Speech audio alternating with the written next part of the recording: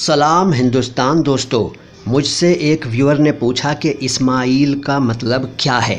میں نے کئی کتابیں دیکھیں، اکثر دیکھتا ہوں، اکثر میں کئی ڈکشنریز دیکھتا ہوں۔ ان ڈکشنریز میں مجھے کئی الفاظ کے میننگز نہیں ملتے ہیں۔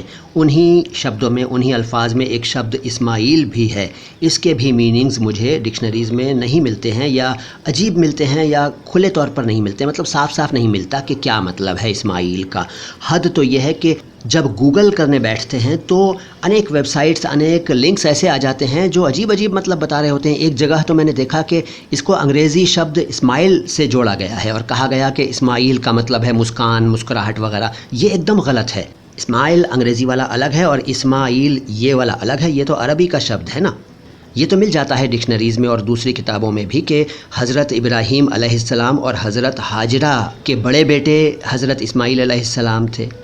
حضرت امام جعفر صادق کے بیٹے کا بھی نام اسماعیل تھا، لیکن مطلب مجھے نہیں ملا آج تک۔ اگر آپ میں سے کسی کے پاس کوئی اوتھینٹک ڈکشنری ہے یا کوئی ایسا لنک ہے یا کوئی ریفرنس ہے جس میں اس لفظ کا مطلب دیا گیا ہو تو مجھے ضرور بتائیے گا۔ مجھے بڑا تجسس ہے، بڑی جگیاسا ہے اسماعیل شبد کا ارتھ جاننے کی، اور ایسے ہی انیک شبدوں کا ارتھ جاننے کی جن کے بارے میں میننگز تو ڈکشنریز میں نہیں ملتے بلکہ ان کی ویاکھیا مل جاتی ہے۔